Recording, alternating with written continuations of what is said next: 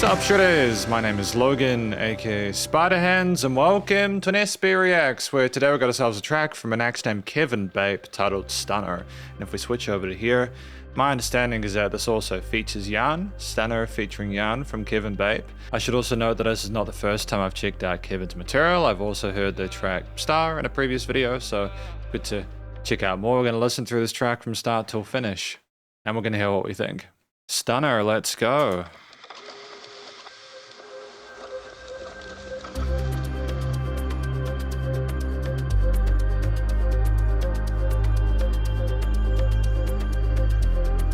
I like the shuffle, the 16th step percussion, that's cool. I want all your love, give me a time and place. Sacrifice for nights like this, I'll find a way. I can't be stuck in place, your body moves like waterways. Tell me what you wanna say, dirty minds, let's take it all the way.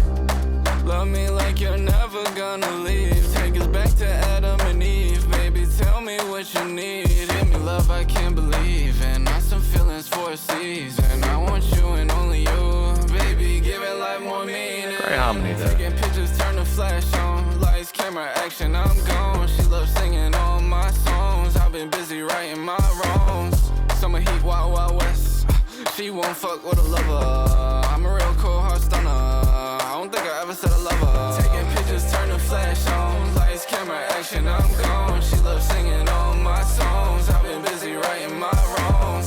Summer heat, wild, wild west, she won't fuck with a lover. I'm a real cold heart stunner, I don't think I ever said I love her. Nights feeling slow, but mine stay looping. My eyes wide shut when the thoughts start booming.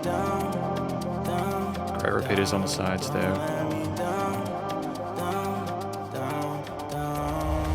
Can't stay down, gotta move with purpose. Storm still hit, but I walk certain. Might still break, but I know I'm worth it. Heart got crashed, but I keep working, yeah. But I keep working. Time don't wait, but I'm still learning, yeah. But I'm still learning, oh. So I still sip when I feel too much. I still trip when I think about us. You too real, I can't mess this up. So I back off when I feel too much. Cause I got flaws, I admit that shit. Can't lose you cause I'm scared to commit.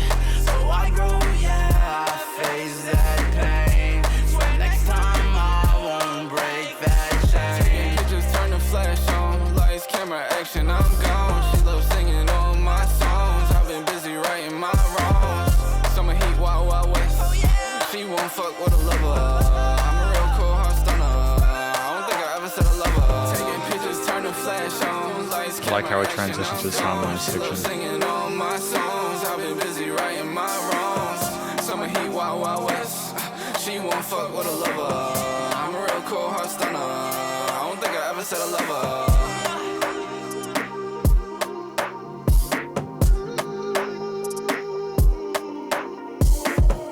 Alternate lead is up there.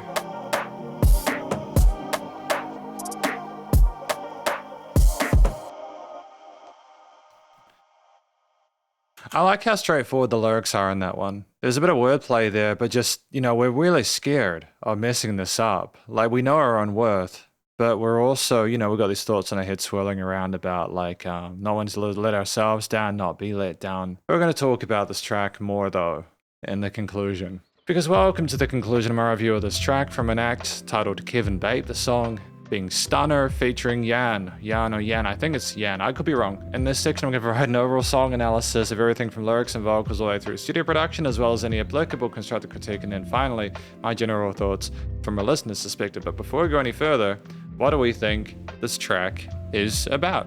I should note before going into this that apparently this track was released on June 24th, which was also Kevin's 24th birthday, which is awesome. It's relevant because I just appreciate how sort of comfortable we are in terms of our level of maturity with discussing the kind of nuance of how we feel about these things. Like we talk about this relationship that we have with this person.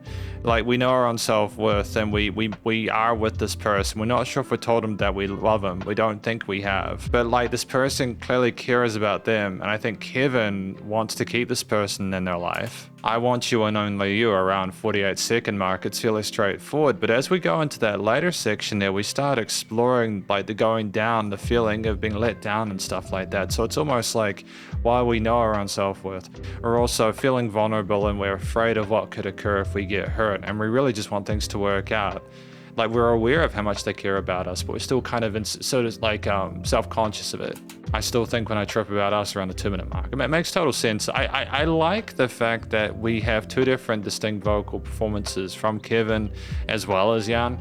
They have their own moments in the sun there to sort of speak their own truth with their own bars and sung sections. And I like the mixture of rapping, but also the melodies behind them, and how he also includes some interesting vocal harmonies in there, not just relying on sort of major or minor thirds, but also some fourths or some more sort of confrontational ground sounding parts to elicit, again, a feeling of grandiosity. It has a nice kind of burn to it, especially with some of the tuning or production stylings that we have on the vocals, making them sound a bit more sort of synthetic, and it has a nice sort of a color in addition to everything else that's quite pretty within each of the different parts of the mix. I think the vocal melodies, such as around the 130 mark, where we kind of go into a head voice and we dance around the place, are really neat. We have some of that at the end as well, I think, and we also have some vocal parts pop around the side with some echoes, which is kind of cool. We follow that around, so there's some sound design decisions with the vocals that are neat as well.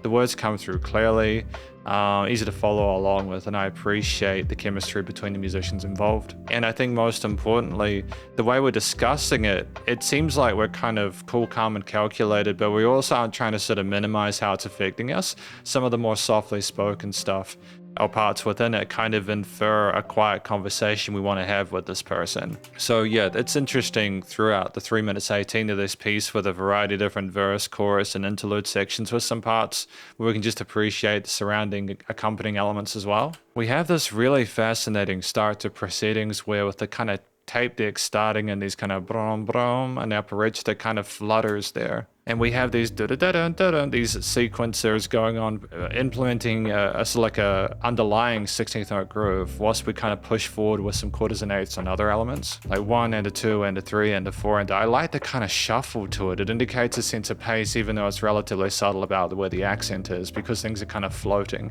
especially with the 808 being kind of resonant at that stage. I think having some of the kind of glittery sort of cymbal parts and the push of the clicks and claps and stuff like that in that first verse section is neat, because it's an adjustment to what we had prior and creates further diversity within the piece from a listener's perspective. The use of on beats and sort of offbeat syncopate elements on the percussion is nice, because it's just a fun sort of like alternate set of flow that kind of mirrors some of the interesting rhythms that we're putting forward on the mic. I think, you know, with removing a lot of the ear candy-ish parts there, it's a relatively minimalist percussive element at the same time though, but that groove allows you to kind of nod your head along to it and kind of figure out where things are at as everything else dances around you. I like the use of vocal filtering in part because it changes the feel of the piece. Sometimes there's resonances in the mid-range, sometimes it goes down a bit lower, and sometimes it goes a bit higher. There's also some sub drops, so these kind of like effects that go between the transfers to kind of make each start of the piece sound kind of huge or more low-key depending on what they're looking for. And there are all these these kind of synth leads at the top, which have a kind of a sparkle to them. And when you consider the art there, actually you can see the art on the other side there, just the stars in that sky there, it's dazzling. It's a nice sort of like use of that higher register there when the vocals are already sort of quite well produced there. Just that they're sort of over articulating in that mid-range regardless of the shimmer and sheen to it. So you've got more room to breathe with some higher elements. Especially when the vocals are a bit less melodic and more sort of rhythm oriented at that point, having a bit of coloration with overarching sort of like alt leads is cool. Or some cooling responses. Again, just the stereo field though is quite well fleshed out. It probably seems like I'm maybe superfluously glazing here. I'm really not. I mean, like, it's just a lot of stuff that I appreciate sincerely within it, you know. There's been a lot of effort that's been put into this from a compositional instrumental perspective. And I feel like the parts behind the vocals are at least equally as interesting as what's going on with the storytelling.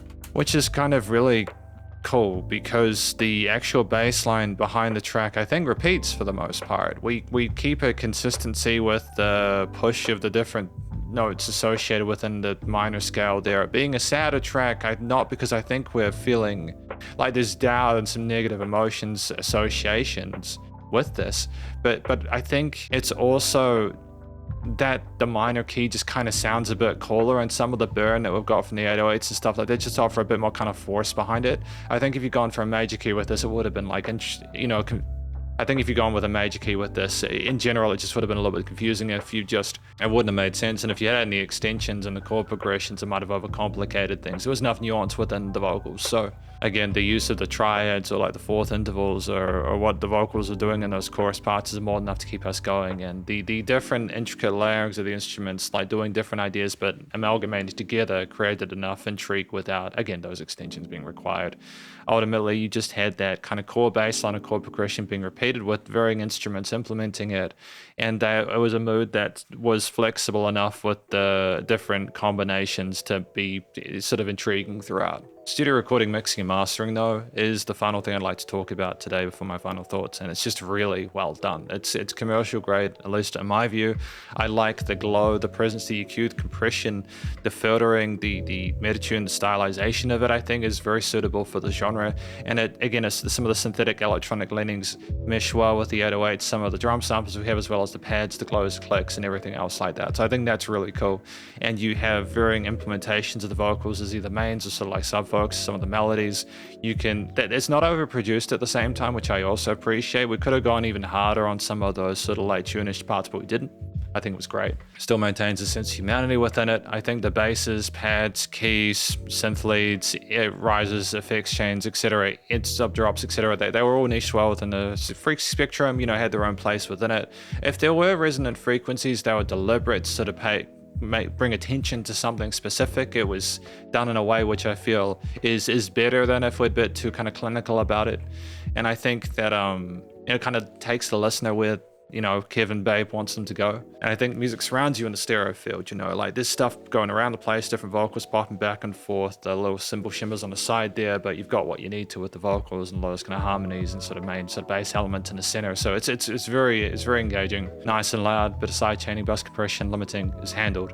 And ultimately, there's no applicable constructive critique for me, honestly. I think all the boxes are ticked, you know, no notes. From a vinyl general listener's perspective, I can tell that we've been spending some time sort of honing our craft. Apparently, we've been making music for 9 years at this point, and it shows. We clearly know what we're doing. It's just a very sort of authentic performance, and I think an effective collaboration, and I wish everyone involved all the best in future with their musical and non-musical endeavors. Because thank you for watching my review of this track from Kevin Bape featuring Jan, titled Stunner. Hopefully you enjoy it. If you did, please do go show them some love via their various social medias and YouTube page, and stay cool and stay safe, and please remember to support your local musicians and artists at this point in time, as they need the help more than ever with all the crazy stuff going on in the world. And I will catch you in the next SP Reacts. Spiderhands out.